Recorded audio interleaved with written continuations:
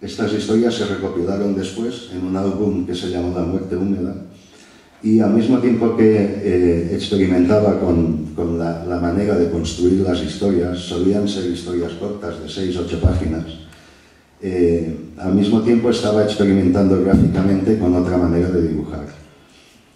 Si mi primera influencia fue Robert Crumb, enseguida me la quité de encima para recuperar otra que yo ya tenía desde mi adolescencia, que era la de Hergé, la línea clara de Tintín. Y ya Gustavo está dibujado un poco bajo los presupuestos de la línea clara, es decir, un trazo limpio, todo, la viñeta muy ordenada. Yo en eso contrastaba siempre con mis compañeros de Víbora, la mayoría de los cuales eran mucho más barrocos, agresivos y caóticos.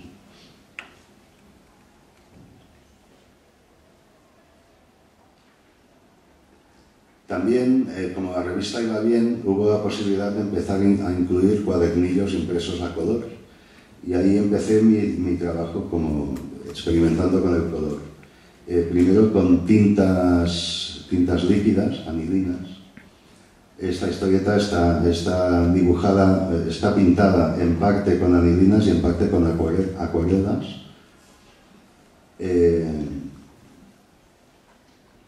Esta es una de mis favoritas. Aquí eché mano de un truco para los que, si hay por aquí gente que se dedica y no lo sabe, o que se quiere dedicar a escribir historias, hay un libro muy bueno de Gianni Rodari que se titula Gramática de la fantasía, y que es un compendio de trucos para que se te ocurran ideas cuando no tienes ideas.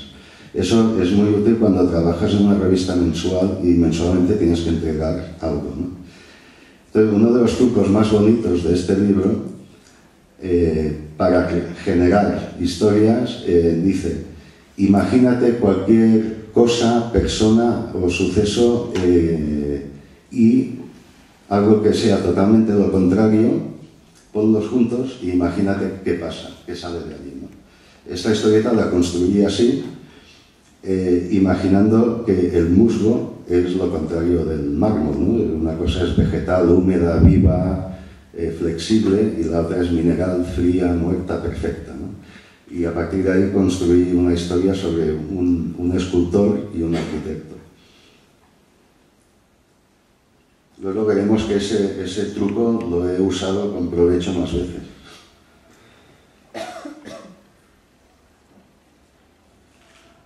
Vale, aquí tuve la posibilidad de una editorial valenciana nueva, Arrebato, me propuso hacer un libro entero en formato pequeño, vamos, en el formato que hoy en día se usa, formato novela gráfica. Y vi con esta historia, una historia también basada en leyendas celtas, y aquí creo que hice una de las primeras revoluciones en mi manera de dibujar. En este momento estaba muy influido por Yves Chaland, el dibujante francés, que había renovado la línea clara a base de cambiar el trazo fino y uniforme que siempre había usado Hergé por un trazo de pincel muy enérgico, jugando mucho con el diferente grosor del trazo. Yo creo que es un trazo muy inspirado en los cómics de superhéroes americanos, especialmente los de Jack Kirby, y a mí me fascinó el hecho de que Chaland de repente mezclara a Hergé con Jack Kirby, ¿no? Una cosa flipante. Y me pareció que era un trazo infinitamente más expresivo, y yo lo adopté directamente. Debo decir que yo siempre adopto lo que me gusta de lo que hacen los demás. Hay gente que dice, joder, este tío está copiando, tal. Bueno, ¿y qué? Quiero decir, la historia del arte es una sucesión de tipos copiando a los anteriores, y con ciertos momentos en que rompen. Pero luego, la cadena de aprendizaje funciona así, ¿no? Entonces, a mí me parece que las influencias el copiar, etcétera, es positivo, es la manera de crecer en el arte, ¿no? No hablo de plagio, hablo de copia, que es otra cosa, ¿no? En fin, para conseguir este trazo tuve que pasar de la plumilla que yo usaba hasta entonces al pincel. Complicadillo de manejar al principio, pero luego el resultado es bastante formidable. Claro, yo haciendo historietas cortas, cada una de un tema, de otro y tal, me llegué a fatigar un poco también. Entonces pensé, claro, es que es mucho más fácil tener un personaje, porque si no, cada mes tienes que inventarte algo partiendo de cero. En cambio, si tienes un personaje, es mucho menos trabajo. Ya tienes el personaje, el mundo construido y simplemente le vas aportando nuevas peripecias. Así que pensé, es el momento de inventar otro personaje. Y di con Peter Pan. Y ese ha sido mi mayor bestseller durante años y lo sigue siendo. Para mi desgracia y para mi buena fortuna también. Bueno, de Peter Pan hice 3 libros. Me cuidé muy mucho de que no pudiera convertirse en icono ni símbolo de ningún movimiento, si acaso de los punkis, pero me daba igual, y además a los punkis les daba absolutamente igual también, ¿no? Claro, luego he visto gente con tatuajes de mi personaje y cosas así, con muchas chupas decoradas con el personaje y tal, pero bueno, ahí no pasa nada, porque es una cosa, digamos, más personal, ¿no? Bueno, los que lo hayáis leído sabéis que se basa,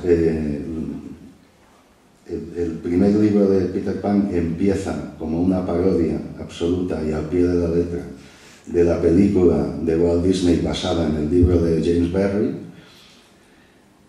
pero poco a poco se va descontrolando, se va desmadrando, y es que además yo realmente nunca escribí un guión, nunca pensé la historieta de antemano, iba improvisando mes a mes lo que iba a suceder. Me pareció que si estaba dibujando una historieta de punkis debía hacerla con espíritu punk, y como no hay futuro en el punk, no importa hacer planes, ¿no? El primer libro, yo creo que sigue siendo el mejor, el más bestia, el más salvaje, más divertido. El segundo ya estaba un poco más elaborado, y el tercero aún lo elaboré más, pero el tercero ya lo hice también con toda la intención de terminar con el personaje, porque por motivos distintos a los de Gustavo, se había convertido ya también en una especie de jaula para mí, ¿no?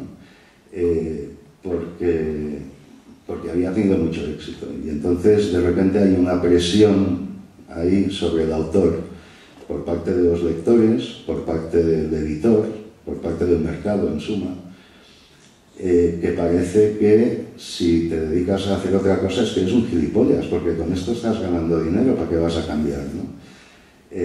Bueno, pues yo es que me aburro, hago siempre lo mismo, y como no me hice dibujante de tebeos para aburrirme, entonces decidí que liquidaba a Peter Pan y que ya encontraría otra cosa que volviera a funcionar. No la encontré hasta muchos años después. Bueno, volví a hacer historias cortas de temas muy distintos. Esta es una de las mejores. Esta historieta en principio estaba destinada a aparecer dentro de un LP de Radio Futura.